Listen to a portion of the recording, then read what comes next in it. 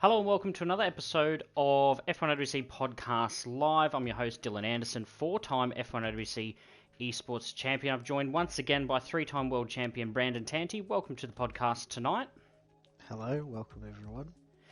Obviously, we have started a little bit earlier today to get things underway. Hopefully, we can get through everything that we need to get through. Obviously, you know, we didn't race on the weekend. We skipped the Saturday night round just to give everyone some time to just, cool off, reflect.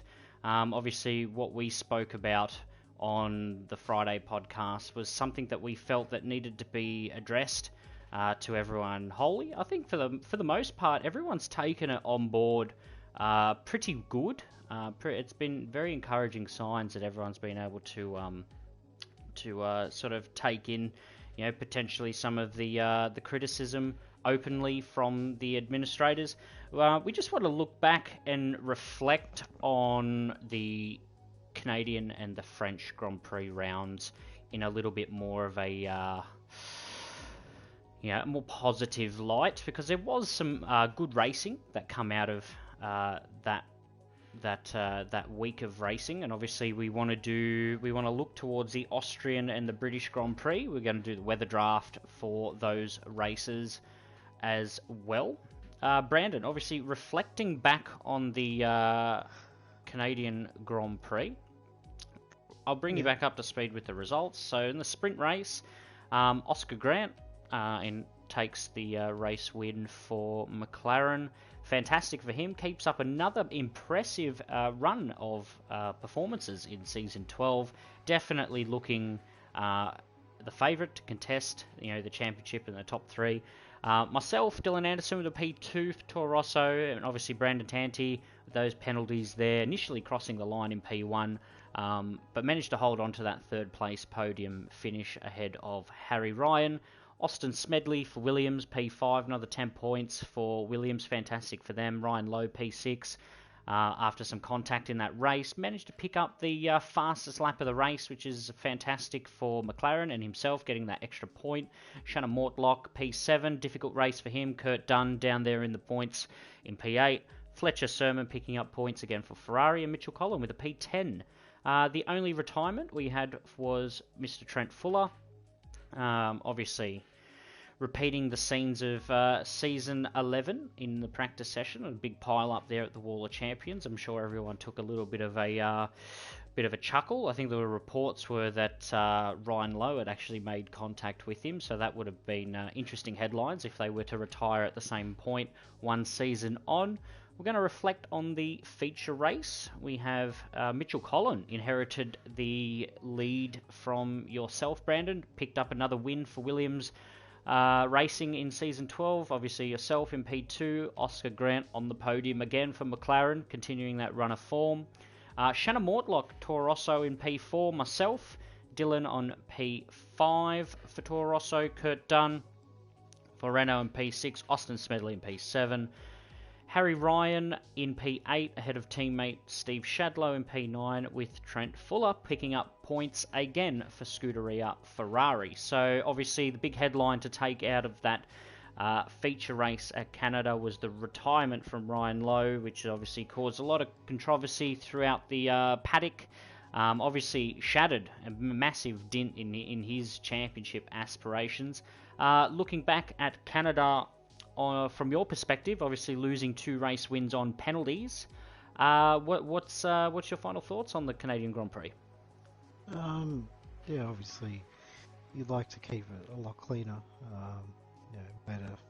Made a small mistake there in the sprint race, and that ended up causing myself to get a penalty, which was well deserved. Obviously, like I explained in the past, I apologise to Ryan for that. It wasn't obviously deliberate, but it was good to get a podium for the least, to salvage something after the contact. And then the feature race, again, there's a bit of contact again. I think I was fortunate not to retire as a result of it. Just happy to finish the race and get some good points. So it was good. Could have been better, but I think be looking to reflect on it a bit more and take that into the next few races. So Yeah, yeah, absolutely. Obviously, it was shown in season 11 and races, prior to that, that the sort of, even though we run realistic damage, it can kind of be hit and miss on whether or not you retire. Obviously, we'd seen that I had that massive moment at Monaco in the swimming pool section, managed to walk away from that. And then, as you said, the contact with you and Ryan on the front straight hitting the pit wall, could have quite easily been your retirement also. We saw with Luke Smith at the Baku Grand Prix, leading the race and clipping the wall slightly, but it was enough to rip off the wheel. So you're absolutely right. It was lucky that you were able to walk away with minimal damage and ultimately end up coming home to score some points. We're going to have a look. Obviously, there was controversy over, who should have been elected our driver of the round for the Canadian Grand Prix. Obviously, I had picked that up, which we detailed on the Friday podcast. Moving into the French Grand Prix, Oscar Grant picking up another pole position ahead of yourself, just under a tenth, back to two Renaults with Kurt Dunn on P3, nearly 5 seconds, nearly half a second, half a second down on yourself. How do you think qualifying played out for Kurt Dunn in his aspirations to do well in the race? I think it was pretty good considering the circumstances. Obviously, I think he would have liked to be higher. I think everyone's aiming for pole. Um, you know, I think overall he had a good starting position, so I think he was pretty happy about that. Being at the sharp end and being in a better position for the start of the race. Myself, I noticed Oscar got a bit of a cheeky toe, I think, down the back straight, which may gave him a couple extra tenths to pass my time. But obviously, you take the benefit when you can get it. So Yeah. congrats to him on the pole.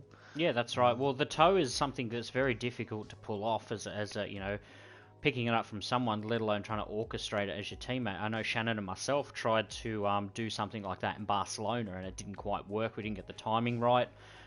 So credit where it's due. Obviously, you got the pole position at Baku in your debut season from getting a toe off Tom. So there are benefits to it, and credit where credit's due if you're able to pull it off and clinch the pole position in that fashion. That's right. You got to take the benefit when it's there.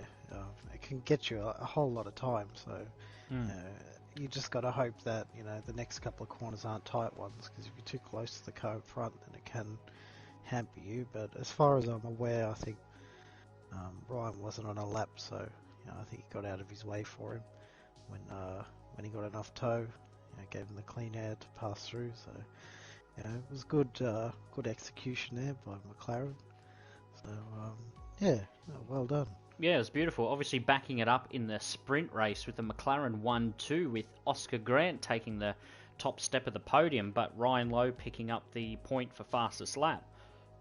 On the back of some interesting comments made in Barcelona, and obviously the colourful race that we had in Monaco, I think it's really good to see both McLaren and both McLaren drivers, getting back to what's important is scoring good points for the team, obviously for each other as well. But they've maximised their potential possible outcome, picking up the pole, the top two steps to the podium, and the fastest lap. I think it was definitely a good start to the French Grand Prix round for McLaren. Obviously, Shannon Mortlock, Toro Rosso picking up another podium, which is great for him, ahead of both Renaults, with Kurt finishing ahead of yourself, Brandon. Harry Ryan down in P6. Ben Matchett for Rich Energy in P7, picking up 6 points. Fantastic return to form for Ben Matchett. Obviously, he did really well in qualifying. He nearly matched myself in the middle of the pack there. Backed it up with some solid points in the sprint race. I think it was probably one of the best returns from a race suspension under those circumstances that he could have asked for. Obviously, it's a massive encouragement boost for himself, And obviously there was a few times there where I was racing wheel to wheel with him in turn one. You've mentioned on Friday that you also did the same thing with him. That there's massive improvement there, and I think for him to have that kind of return, pick up that kind of form, pick up good points, I think it's fantastic for him.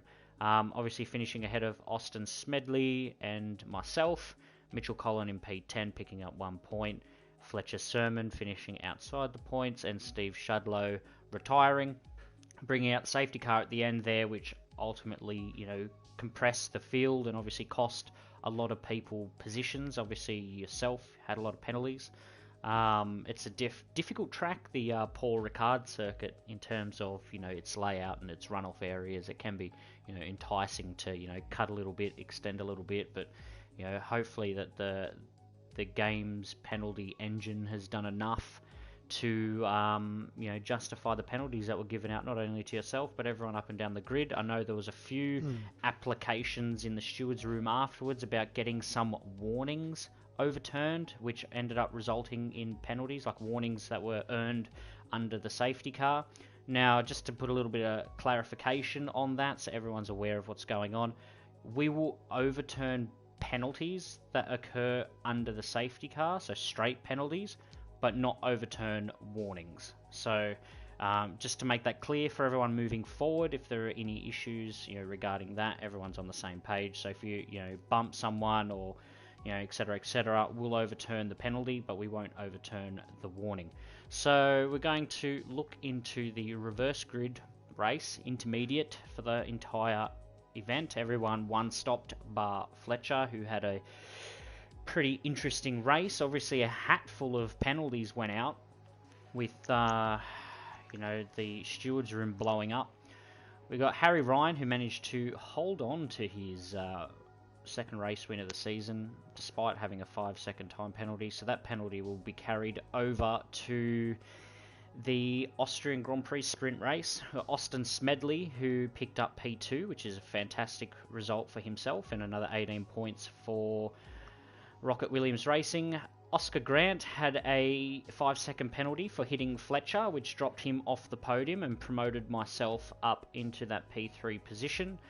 Brandon, another interesting race. He managed to hold on to the fastest lap, which is good. So 10 points and the fastest lap point for that. Mitchell Collin in P6 for Rocket Williams Racing. He obviously had that 5-second time penalty that was carried over from the sprint race. Kurt Dunn and Ryan Lowe in P7 and P8 respectively, both receiving penalties for their efforts in the feature race. Shannon Mortlock picking up 2 sets of penalties, finished in P9. Ben Matchett, points again for Haas in P10. Steve Shadlow finished P11 outside the points ahead of Fletcher Sermon. So we had some discussions, and obviously the administrators had some time to reflect on who should have the driver of the round. Myself strongly believed that it was Ben Matchett who, shone out of what was a rather negative round from an administration point. You and I had spoken, we'd both sort of agreed that that's where it should go, and I think it was really deserved. I think the effort that he did to come out of that suspension and qualify well and do 2 good races, obviously in the sprint race finishing high in the points, but finishing in the points in both races, I think it's, it was really good. What's your thoughts on Ben Matchett's return in the French Grand Prix? I think it's great, and speaking to him after the race, that was really encouraging to see that he had a very positive outlook towards the upcoming few races, despite the fact that he had a difficult few rounds, and obviously getting banned was not ideal for him. But I think he came back very strong. I think he learned the lesson that that caused him to get the ban in the first place, and he's really focusing on scoring some good points, and it really showed it in France. He did phenomenally, and also speaking to him, it come across that he's building more motivation to want to keep doing well. So hopefully he keeps it going, because like I said to him, it's really encouraging to see, and I'm looking forward to seeing him challenge some of us, or even some of the other guys as well. It's encouraging to see them putting in some solid performances. So Yeah, absolutely. We're going to have a look at the championship result after the French Grand Prix. So you got yourself, Brandon Tanti, on 260 points, ahead of Oscar Grant on 230 points, 30 points behind. Then Ryan Lowe on 217 points, Harry Ryan on 166 points, Kurt Dunn on 160 points, Shannon Mortlock on 157 points, Mitchell Collin on 142 points, Austin Smedley on 127 points, Dylan Anderson on 119 points, Fletcher Sermon on 30 points, Steve Shadlow on 16 points, Mitchell Hayward on 13 points, Ben Matchett on 8 points, and Trent Fuller on 2 points. So we're going to have, if I have it here, the Constructors' Championship.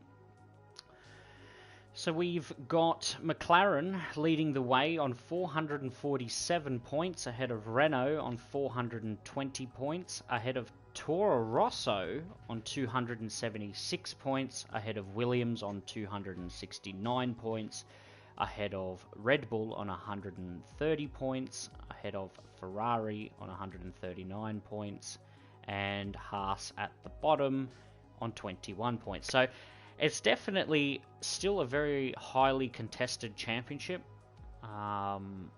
which I think is fantastic. We're going to have a look at the week ahead, Austrian Grand Prix. Track I like, debuted in Season 3. I picked up the first pole position for Red Bull in that particular season, which was great. Mitchell Collin ended up going on and winning the race for Williams.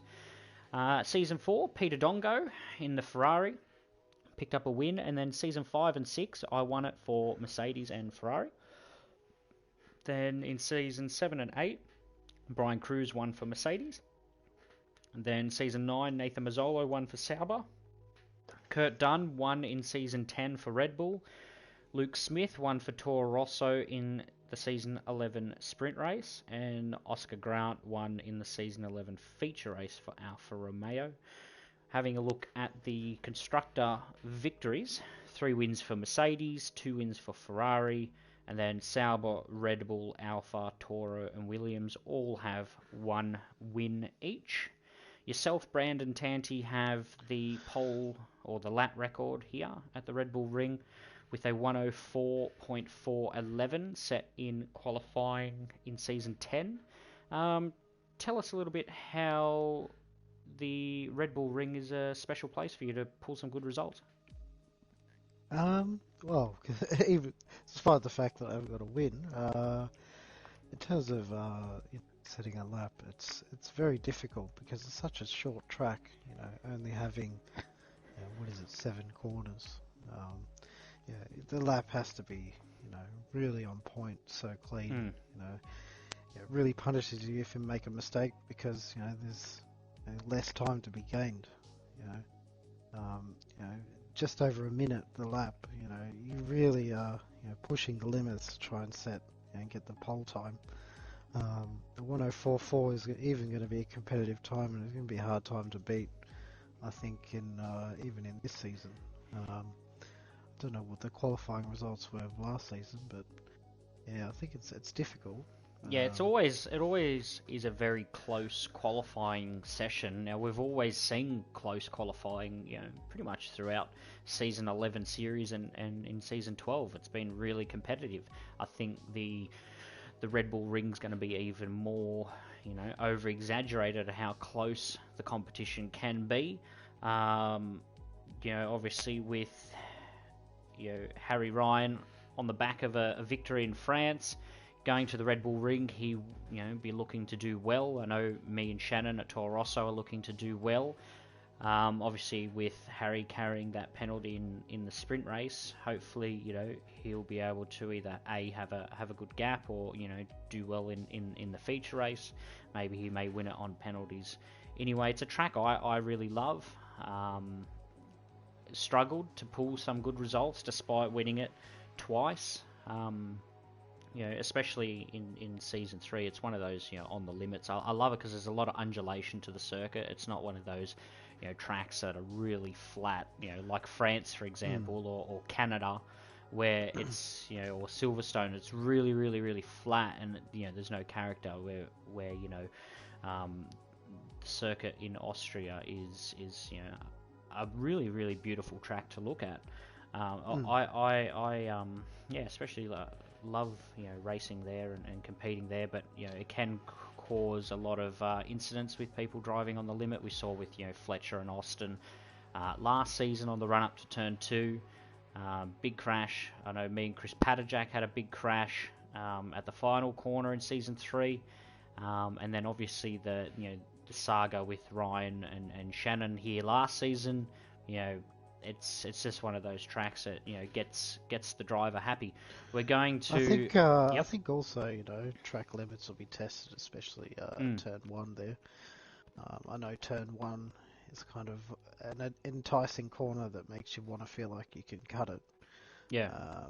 But obviously, cause since there's a lot of curb there, it looks like you can, you know, really take a lot of that curb. But you know, you just got to be careful, and sometimes you got to err on the side of caution and maybe try and, you know, cost yourself a tenth, you know, just so you don't get, you know, picking up a few penalties. So yeah, that's right, and there. it's definitely a lot easier to you know, track extend, especially turn 1 and the last 2 corners. Obviously, it's a little bit more unforgiving to say, like France. You know, you've got the high sausage curbs on the exit, plus you've got the undulation of the track, so you find yourself bottoming out and, you know, losing time, and you know, you find yourself sometimes the curb will pull you off the track. Yes, it's definitely going to be interesting to see how that plays out. Obviously, looking at Thursday's race, the British Grand Prix at Silverstone, track that I particularly don't like. You know, I respect it for what it is and its historical value within Formula One. Me personally, not a fan. We're going to run through the previous winners, with Peter Dongo crowned the Silverstone champion, and I'll explain that in a short moment. Obviously, he's won for Sauber in season 1. Peter has also won for Mercedes in season 2, and for Red Bull in season 5, as the most, you know, wins for the same race with the different manufacturers. Mitchell Collin picking up the win in season 3 for Williams. Chris Patajak for Williams in season 4. Brian Cruz for Mercedes in season 7. Myself, Dylan, for Ferrari in season 8. Nathan Mazzolo in season 9 for Sauber. Shannon Mortlock season 10 for Renault. Brian Cruz season 11 sprint race for Renault. And Luke Smith for Toro Rosso in the season 11 feature. I'll just quickly run through the constructor victories. So we've got 3 wins for Mercedes, 2 wins for Ferrari, 2 wins for Williams, 2 wins for Sauber, 2 wins for Renault, and Toro Rosso and Red Bull with 1 win each, with Shannon Mortlock holding the lap record with a 1:29.606 in season 10. What's your thoughts on the Silverstone circuit, Brandon? Yeah, I mean, obviously it has a lot of historical value. But again, I think, like you, I'm not really a big fan of the track. I think in terms of driving it, it's challenging, especially some of the corners, like, you know, Maggots and Beckett's, and then you got Cops. You know, very difficult corners to navigate, especially during the races. As tyres wear and fuel loads change, sometimes you've got to adjust the way you approach some of those corners. Can throw you off at times. It's caught me out a few times, especially I think season 10, I think it was. Had a few moments down there at Cops. I think I spun it a few times, and then yeah, not it's particularly a greatest track, but yeah. Yeah, absolutely. And it's definitely a little bit misleading too, because the track is quite wide, but you know, it's more sort of focused on momentum. So if you're going 2 cars wide in corners where, you know, in theory you shouldn't be, you're going to cost yourself seconds down the straight by not carrying that mid-speed corner momentum, despite the track being so wide. Definitely some major crashes. I was leading the Grand Prix at certain points in the race. I think it was in season 4 or 5, and clipped the ended up rotating it at turn 1 and put it in the fence, and that was the end of my journey. So, ultimately not a track I personally like. Another one that I have won at only once. Yourself, obviously going into 2 races this week that you haven't won at. So hopefully that's a good sign for everyone, that we can keep up that run of you not winning the race. But all jokes aside, I do wish you the best. Thank you. But we hopefully that's on a serious note. But, well, take it as you like. We're going to do the weather draft for the British Grand Prix and the Austrian Grand Prix. Obviously, we will do, I think it's the German Grand Prix on Saturday. We'll do that on the Friday pod. Actually, no, we'll do it today. Because I think that's what we discussed. So we're going to do it all in advance. So, the first draft for practice for the Red Bull Ring is clear. Clear practice. And it will transition into clear, so a full clear practice. And qualifying for the Austrian Grand Prix will be starting in light rain. And it will transition into light cloud. Have another one of those situations, it seems. Yeah, well, I'll try not to get the pole position this time, Well, try. Yeah.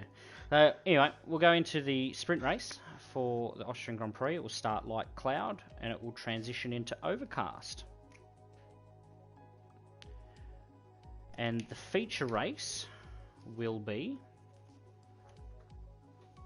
heavy rain to overcast.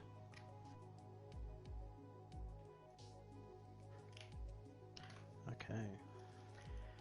Now to the British Grand Prix. Obviously, in real world terms is known for its heavy rain.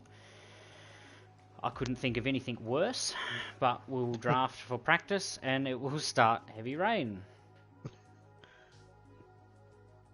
Heavy rain at the start of practice and it will transition into light cloud. Okay. Qualifying will start clear and finish overcast. And the sprint race will start clear and finish light rain. Okay. And the feature race will start light cloud and finish overcast.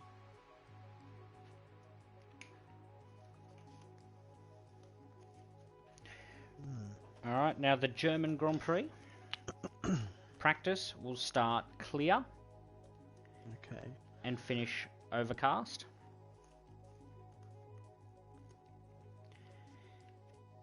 Qualifying will start clear and finish light cloud.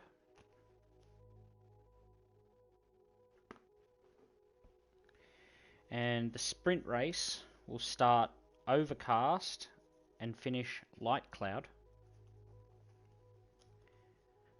And the reverse grid feature race will start heavy rain and finish light rain. Oh, that's going to be an interesting one. So, do you want to run back through the weather allocation for those 3 rounds? Okay, for the Austrian Grand Prix, practice will start clear and will stay clear for the whole of the remainder of the session. For qualifying, it will start light rain and finish light cloud. For the sprint race, we'll be starting in light cloud and finishing in overcast conditions. For the feature race, we'll start in heavy rain and finish in overcast conditions. And for Silverstone, practice will start heavy rain and transition to light cloud. For qualifying, it will start clear and stay dry throughout and end in overcast conditions. For the sprint race, it will start clear and end in light rain conditions.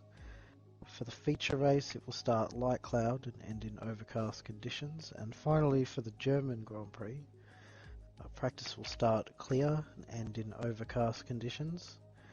Qualifying will start clear and stay dry and end in light cloud. For the sprint race, it will start overcast and end in light cloud conditions. And finally, for the feature race, it will start in heavy rain conditions and end in light rain conditions. Beautiful. Well, if last season's wet weather race is anything to go by, it should be an absolute mess.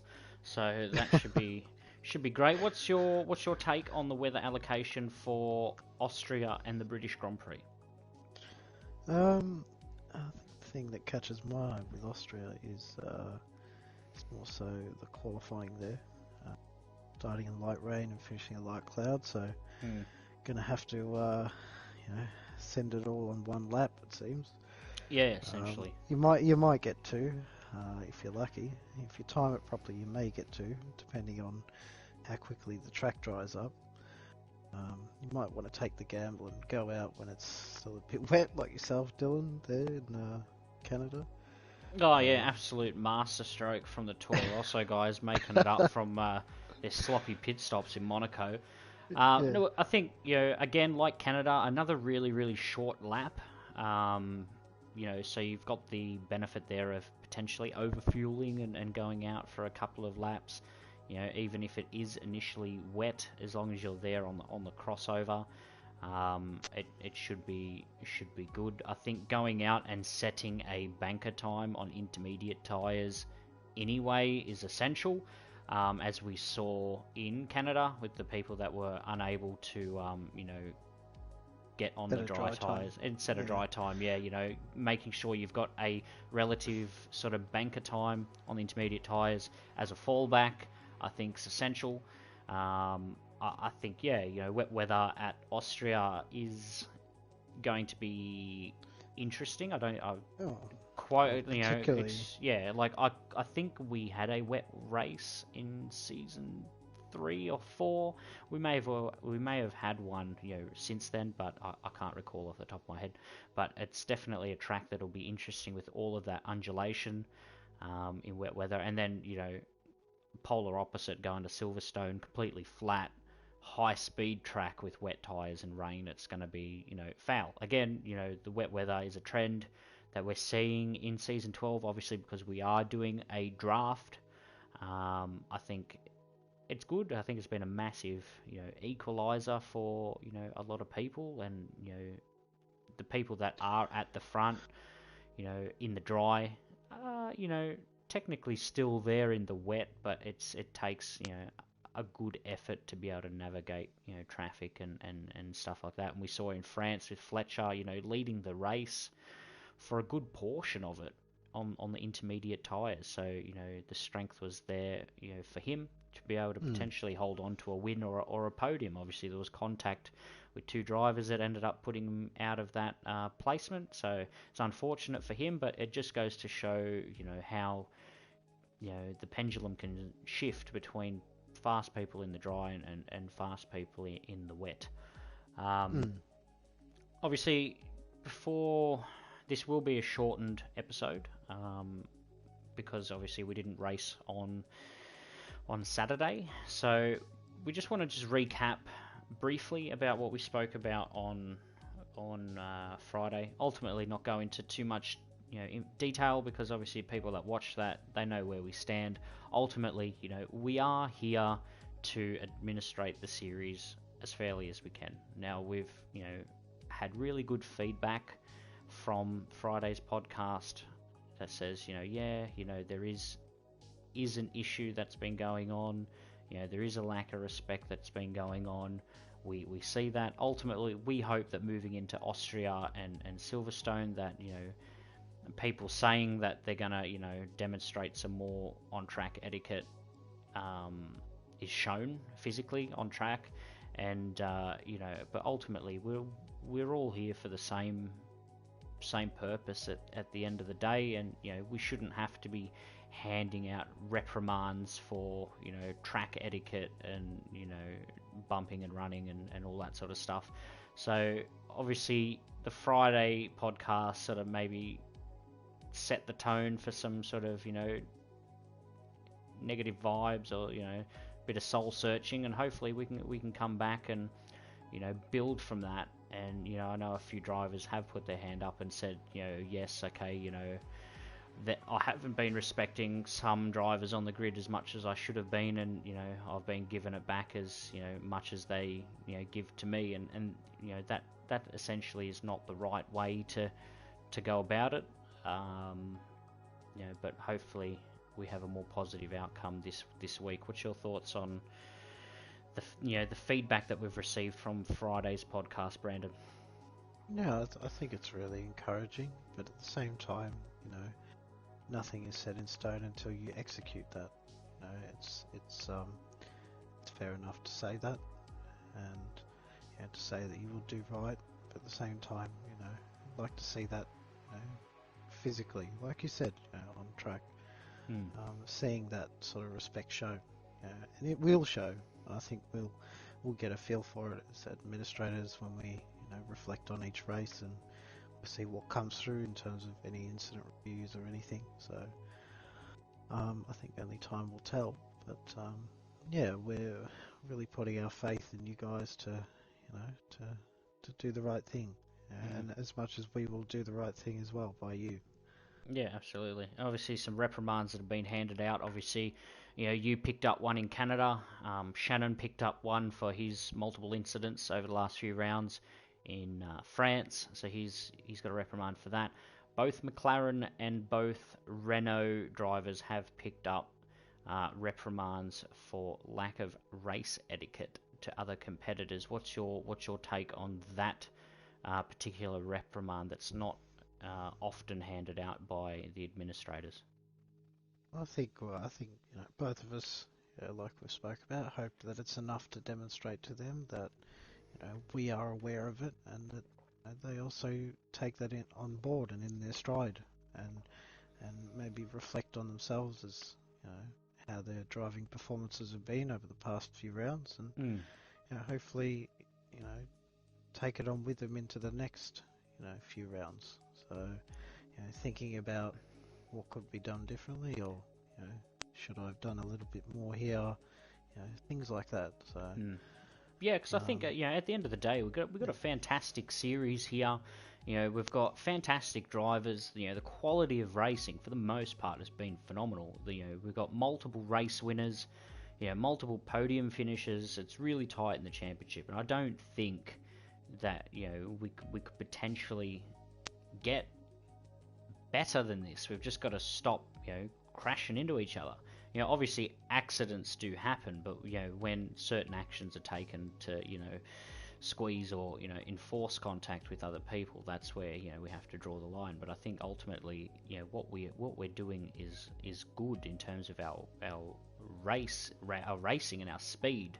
It's just those few little blemishes that are holding everyone back, and leaving that mess and that issues with the stewards is one, yes, okay, that's what we're here for, but when it's when you're handing out like 10 penalties at a race and it's all between a handful of drivers, it's getting a bit of a laugh. So but it should be really good. I think don't I think the message is that don't think as the stewards is the only option. Think about what else you could do. Think about what we all could do different, and taking that all upon ourselves in our own racecraft. So we don't, like you said, we don't want to see people just constantly taking every issue to the stewards because they feel like it has to be resolved there. I think the issue could be stamped out beforehand. Some issues may not have arisen, some incidents may not have arisen if alternative actions were taken. But but in saying that, incidents do happen, but at the same time, some are avoidable. So yeah. Yeah, absolutely. It should be really good. I'm looking forward to the Austrian Grand Prix and the Silverstone race. Obviously, not racing on the weekend. I hope has recharged everyone's batteries to go racing tonight. Oh, this week I should say. I know the break has done me some good. Um, so to come back hungry for a really good track. Um, yeah, it should be all right. I've opened up some questions. Um, Fletcher has commented in the group chat, and he goes, "Who has been the biggest underdog of season 12?" What's your thoughts on that claim? That's a good question. In the early rounds, I think it wasn't just an individual. I think it was the team. I think Williams kind of Mm. surprised us all there, with their steady results and constant big results. Mm. Obviously, Mitchell picking up a win there. Austin picking up some, very good podiums as well. Unfortunate to miss out on a win, I think. But yeah, in the early parts, I think it was Williams. At this point, it's really hard to say. What about you? What do you? Yeah, I think you're definitely on the right path. I think as a partnership, Williams have been phenomenal in season 12. Stayed out of trouble for the most part. Um, Picked up massive points this season. Obviously, Mitchell returning to the top step of the podium twice. For the first time since season 5. It's amazing to think that I'd still be racing, you know, with drivers that are been around back in the earlier days and the season 3 champion and all that sort of stuff. So I think based on last season to now, I would have to say that Mitchell Collin has been a bit of an underdog based on his 2 wins. But you can't overlook Austin Smedley for what he's been able to achieve as the second driver there at Williams, with picking up as many podiums as he has this season. Steve Shadlow's commented thoughts on a possible driver vote to bring in locked setups for season 13. What's your thoughts on locked setups? Um, We have done I it in the get past. we have done it in the past, and I do understand the theory behind it. That obviously it does bring sort of the drivers closer together in terms of competitive performance, but I think at the same time there was a lot of reasons to go custom setups at the time that we did, and why we continued that. It brings another level of competitiveness to the field, um, and we see that. But it's definitely something we could consider. Yeah. What about you? Well, ultimately, yeah, we have done preset setups in the past. Obviously, in those eras of the game, you weren't able to lock it and police it, and it was always that question of, is the person using a custom setup, or are they sticking to the regulations of the presets? And then we'd have to get them to provide footage of them loading their preset, and it created a big administration headache, and always having that doubt of, are they complying or are they not? And that's why we elected to go full custom setups. Is it something we want to do moving forward? I don't know. We have to see what the F1 2020 game will bring. Ultimately, the competition of the drivers is close already, and we'd hate to destabilize that competitiveness. I think at this stage, I would be reluctant to go back to fix setups, because to me that feels like a step backwards for the series. Yeah, so that's where I'm at on at this point. Just wanted to go back to Fletcher's question there in Mm. terms of underdogs. I do apologise, but there was another individual that has stood out over the past few rounds, and I think that individual is Harry Ryan. Um, Yeah, absolutely. I think very big surprise, big underdog. Um, you know, I think not knowing where he sits in terms of comparing his relative performance to past seasons, because he hasn't been with us that long, is kind of surprising us all. And he's doing really well. Picking up the race win there at France, and getting on some good momentum there. Like you said, Yeah. heading into Austria, it's a home track for Red Bull, so I'm sure he's hunting for some good results as well. Yeah, absolutely. Like we touched on in earlier podcasts, way back, even in Australia, that Harry Ryan was going to be the dark horse, this season, on the grounds that we haven't seen him race at these tracks before. Um, so, and he's proven that. Wins in Monaco, wins in France. Multiple podiums. Obviously, kicking things off in Australia. I think the Red Bull ring will be good for him. Obviously, carrying that penalty makes it a little bit harder, but I think what he's doing this season is phenomenal. For Red Bull, obviously, Harry's commented into the group chat, goes, are Red Bull going to overtake Williams in the Constructors' Championship? Now, that's going to be, a big effort going up against, Williams with two solid drivers that, they have at this point, still banging in good, points and podiums and stuff like that. You can't rule it out. We've seen stranger things happen in the past where,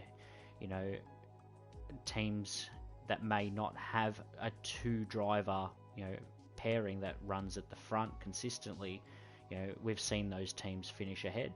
I think it should be really good to see how that plays out, as long as Harry and Steve play their part for the team. I think anything's possible. There's still a long way to go in season 12, and it should be good to see that play out. Now, Austin has commented on the stream. Goes, what are our predictions for the Austrian and British GP in terms of pole winners? I think he's hoping there that I add him into the predictions there. I think some people consider me as some sort of voodoo when it comes to predicting the good results. Anyway, we'll start with you. What do you believe in terms of Austria? What are you thinking? Austria, well, obviously, I think you can't rule out yourself. Obviously, having not won it before, you do have the lap record. You do know how to go fast around there. I think in terms of race winner, I can't overlook Oscar Grant. The form he's in at the moment is phenomenal. He would be my pick for the Austrian GP win. I think Shannon might be in a sniff for the pole position. I was about to say, in terms of Shannon, I know he's been quite good in terms of his performances at Austria. So I know in the past races I've had with Shannon myself, he's done quite well. So it'll be, I could predict him as a potential race winner there, whether that be the sprint or the feature race. Again, like you said, it's hard to go past Oscar. I mean, the form he's in, picking up so many podiums in the past few rounds. I think he's picked up the most points then of anyone out of the past few rounds. So he's setting a good charge for the championship. Yeah, well, absolutely. Like, he's nearly closed in 100-point gap to yourself in the championship, and to be only 30 points shy, given the lead that Ryan and yourself had at the early parts of the season. It's been a massive turnaround, not only for for himself and Kurt to start getting some good results, but yourself and Ryan tripping over each other a little bit. Thoughts on the Silverstone race? What's your take on predictions? Do we have an announcement to make? In terms no, I don't think we do. No. No. Okay. Yeah, so, uh, yeah, Silverstone would be quite, yeah, not particularly a track for me, but in terms of my relative performance there. But looking at the grid, um, yeah, I think it'd be hard to pick a race winner. I think it's hard to go past Brian Lowe. I think also my teammate is looking for Kurt Dunn. I'll be looking for some good results as well.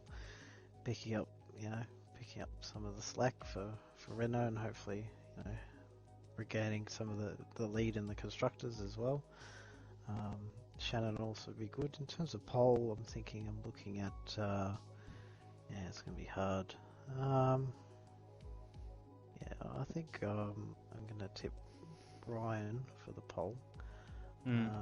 For a podium, that's hard to say. I think I'm going to have to say, based on the results, I think I'm going to have to say Harry Ryan will pick up a podium. Don't know which race it'll be. It'll be one of them. Not sure which one though. Yeah, absolutely. I think Harry has always got to be considered an option for a podium in either of the races coming up this week. I'd like to see Williams get back on there. Either driver, I don't think it greatly matters. I think both drivers are running phenomenally this season. Obviously with Mitchell Collin winning for Williams back in season 3, who knows, it may be some signs for him to get on the podium or do well.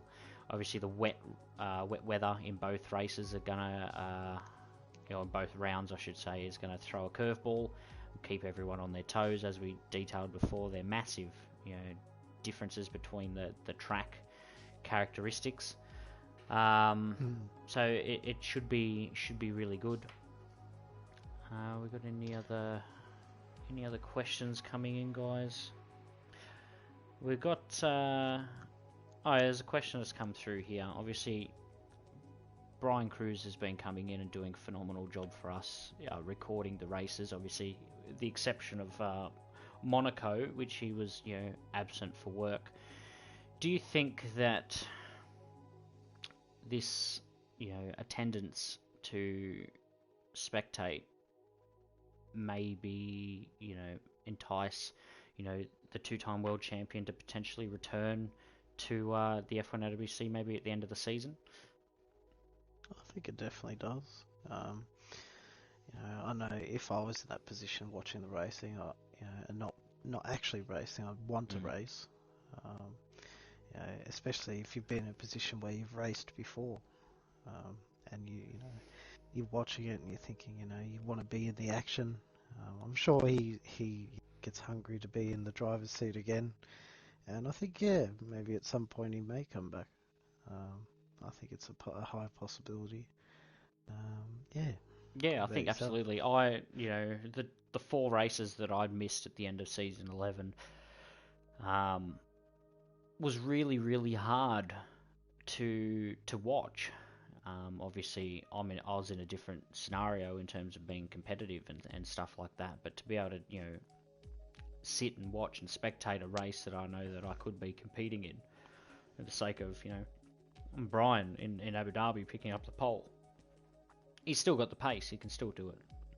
Me personally, I'd like to see him come back at some point, and maybe this time away we'll see him re-energized to come back in season 13. Mitchell Collin has commented in on the stream, goes, how good's the attendance been in season 12? I think it's been phenomenal. I think with the exception of drivers serving their race bands and stuff like that, I think it's been really fantastic. It's probably the most consistent attendance and race finishing, in terms of minimizing retirements. We have had them, but not as much as what we've had in the past. What's your take on the the attendance in season 12? Well, I think given the relative format that we have and how races are so close together, it's a big credit to everyone that they are attending as much as they are, and it's really encouraging for us to see that, to have the competitive grids that we do, and each race we go in, we still having the same turnout. So it's really fantastic to see from from an administrative point of view. Yeah, and I think like you and I have discussed in the past, it's a really good feeling to have that, have the numbers on the grid and to have people wanting to go racing. It's fantastic. Yeah, absolutely. And it comes back to, what we've said, that, we're all here for the same purpose. We're all here to, go racing, and the evidence is shown in the attendance that despite all of the, the rubbish that may play out on track, that people are still coming back. They're all here for the same purpose, the same passion. I think it's, fantastic. And obviously, we've got Ben Matchett has messaged in, obviously. He's energised after his fantastic round in the French Grand Prix. He goes, do you think after the last race in France that Haas team can gain the points gap to potentially overtake Ferrari into P6 in the Constructors' Championship? What do you think the likeliness of Haas putting on a Constructor Challenge to Ferrari? Oh, that's very possible. Still plenty of races to go, and I think setting the target, I think it definitely can be achieved if both drivers are putting in the work and getting some good results, trying to keep it clean. Obviously, past few races haven't really shown that, but there's nothing to say that you can't turn that around. So, with the exception of France, for yourself there, Ben. I think it's a good motivator to a target to set. It'd be good for Haas to really bring themselves into the constructors' fight. With the other teams as well. Yeah, absolutely. And like we'd spoken and have put everyone on the right track so they can front this this challenge to Ferrari. Well, like I've said to Ben, we all don't start by winning. I didn't start by winning. Yourself, you didn't start by winning. You had 3 DNFs, or was it 4? So we all start somewhere, and it's about thinking about realistic goals that you can set to build upon. You can always make yourself better. You can always get better if you put in the time and effort. Like I said, I didn't start by winning. I started by, setting myself a realistic goal and building from that, and satisfying myself with the outcome that I get. And it leads the motivation to grow bigger. As each race goes on, you keep building on from that, and you can really build a good momentum and build yourself better as a driver by doing that. Yeah, absolutely. Well, alright guys, this is going to wrap up the episode 9 of F1OWC podcast live on Tuesday ahead of the Austrian Grand Prix and the British Grand Prix. Thank you all for tuning in. Thank you, Brandon, for joining me once again. Thank you. Thank you, everyone.